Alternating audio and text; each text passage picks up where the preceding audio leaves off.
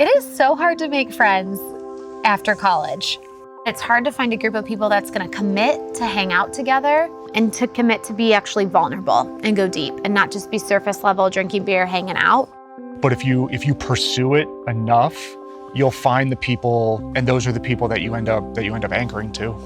They showed up for us in a really supportive way at a point in time where it was going to mean some pivoting and some changes for our family.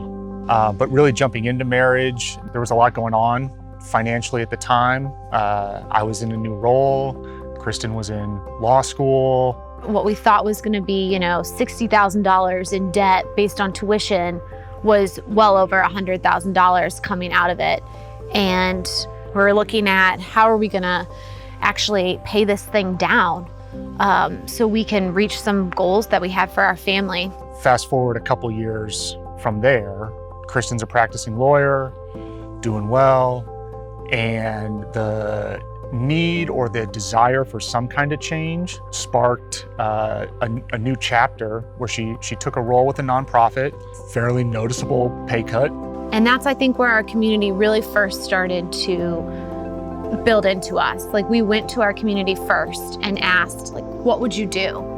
Would you take the pay cut? You know our debt situation. And is this gonna make our long-term financial goals even more out there because of this hit? God really used that to lay a foundation with our community to even be built in more by them.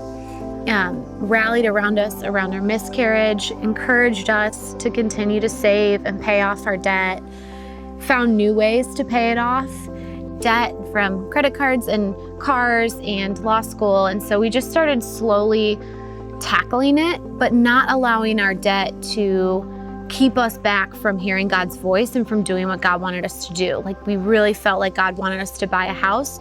The law job that I had allowed us enough money to pay for a down payment on a house that our community actually fasted for a whole week before we knew that that this house was going to hit the market. So they had been fasting and praying, and they broke their fast on a Friday. The house came available on a Saturday, and we signed a contract on a Sunday. So just the blessing that comes from people that are also on the same page as you and love God like you do and want to see your family thrive. And the accountability that came with it too, right? They didn't shy away from asking us how things were going. They didn't shy away from checking in on things that we had talked to them about. That was the scary part for me, was the putting it out there. And they're gonna help you make a plan and check boxes. We finally paid off my student loan in 7 years as opposed to 10 or the 30 years that you could have done, which is absolutely terrifying to me.